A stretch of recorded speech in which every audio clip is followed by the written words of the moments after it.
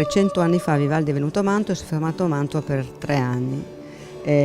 Questo ci ha dato la possibilità oggi di vedere questo percorso, un po' la sua storia e il lavoro che ha fatto qui a Mantova. Ed è stata resa possibile grazie all'impegno e alla collaborazione che abbiamo con l'Associazione Culturale Pomponazzo e anche con l'aiuto della banca che ha sostenuto questa iniziativa. Vivaldi ha vissuto per ben 3 anni a Mantova, chiamato a Mantova dal principe Filippo d'Assia che a quei tempi governava Mantova per conto dell'impero austriaco. In realtà è un'esposizione di pannelli che raccontano parecchie cose anche poco conosciute della vita di Vivaldi e della sua produzione.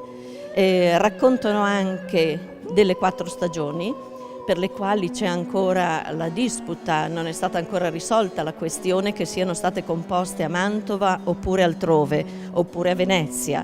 Però tutte le ricerche che abbiamo fatto, non personali ovviamente, però leggendo quanto scritto da molti musicologi a livello internazionale, pare che davvero siano state composte se non altro nel periodo in cui Vivaldi ha soggiornato a Mantova. Facciamo chiarezza, è certo che le ha scritte dopo il 1716, lo dicono tutti per vari motivi che non sto qua a dire, e le ha scritte prima del 1722.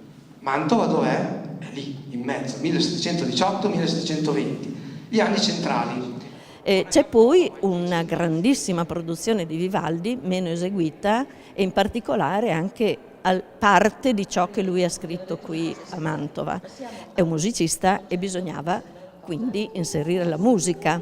Per questo motivo abbiamo interpellato il controtenore Angelo Manzotti insieme con il direttore della Scuola Cantorum Pomponazzo, che è un pianista e si è improvvisato anche clavicembalista con molta disponibilità, e il flautista Mario Mazza e la clavicembalista Vanessa Senigallia.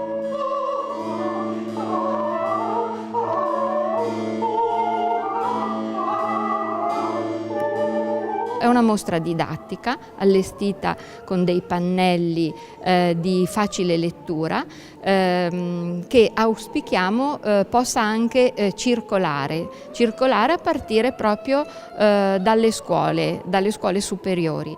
Rimarrà in questo luogo fino al 20 di dicembre e vorremmo venisse visitata un po' da tutti, a partire dai giovani, perché potrebbe essere proprio questo il modo migliore per avvicinare i giovani al mondo della musica classica.